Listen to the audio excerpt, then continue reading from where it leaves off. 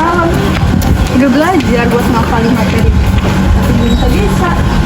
Kamu kenapa sih Ri dari tadi mondar-mandir terus aku liatin?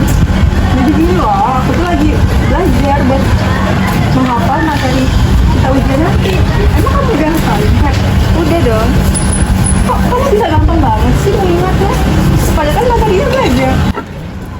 Nah teman-teman, pernah nggak mengalami permasalahan seperti Riri tadi? Jadi Riri mengalami permasalahan kognitif. Jadi kira-kira bagaimana ya cara mengatasi permasalahan tersebut?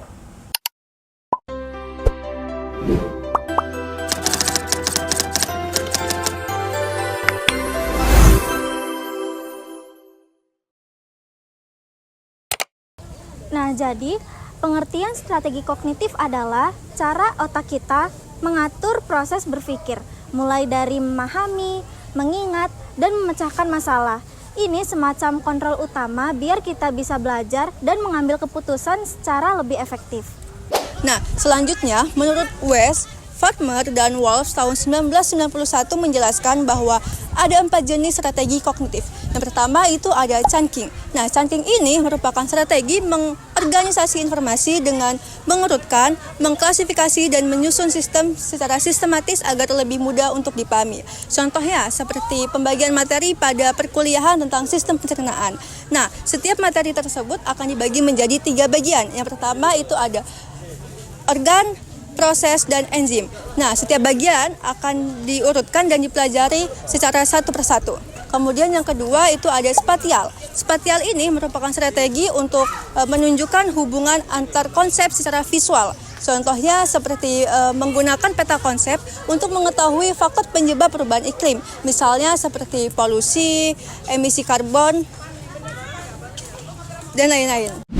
Kemudian yang ketiga itu ada bridging. Nah, bridging ini merupakan strategi untuk menjembatani pemahaman dengan menggunakan metaphora, analogi, ataupun kerangka konsep awal. Contohnya seperti seorang dosen yang memberikan ringkasan materi tentang teori belajar sebelum menjelaskan ke teori-teori yang lebih rinci. Kemudian yang terakhir itu ada multipurpose. Nah, multipurpose ini merupakan strategi yang bisa digunakan untuk semua tujuan belajar. Misalnya seperti mengingat, memahami, ataupun memvisualisasikan konsep. Contohnya seperti seorang mahasiswa yang mengulang materinya dengan cara menjelaskan kembali kepada seorang temannya. Jadi setelah teman-teman sudah mengetahui nih apa saja pengertian dan juga jenis-jenis dari strategi kognitif, sekarang teman-teman penasaran nggak sih tentang apa aja ya strategi kognitif itu? Yuk kita cari tahu. Yang pertama adalah pemecahan masalah. Pada strategi kognitif ini, siswa ditekankan untuk dapat menggali informasi, mengidentifikasi suatu masalah, serta merancang solusi yang efektif loh. Yang kedua adalah penggunaan model dan analogi. Dengan menggunakan model ataupun analogi akan memudahkan kita untuk mengaitkan informasi baru dengan pemahaman yang telah kita miliki. Dan hal ini juga akan membantu kita untuk memahami konsep yang kompleks dan meningkatkan retensi informasi. Yang ketiga adalah pemahaman konsep. Pada strategi kognitif ini melibatkan penyajian informasi secara mendalam, penggunaan ilustrasi, dan diskusi untuk memastikan bahwa siswa itu benar-benar paham dengan materi yang telah dipelajarinya. Yang keempat adalah pemanfaatan metakognisi. Metakognisi melibatkan pemahaman diri terhadap proses berpikir mereka sendiri. Strategi pembelajaran kognitif mendorong mereka untuk melakukan refleksi diri dan penilaian diri untuk membantu mereka menjadi pembelajaran yang lebih mandiri.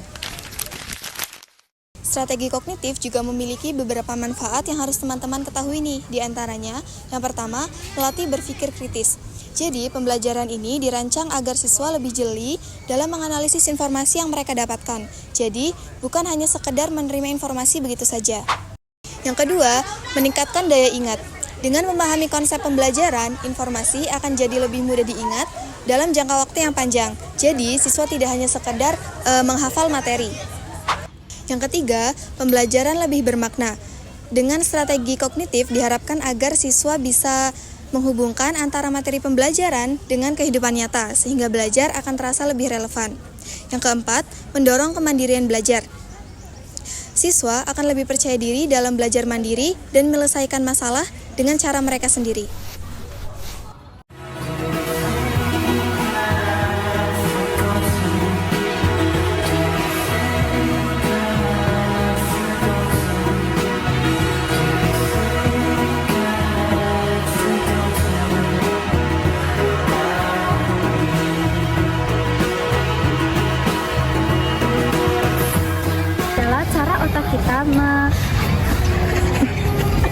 pengertian strategi kognitif adalah cara kita mengatur proses berpikir.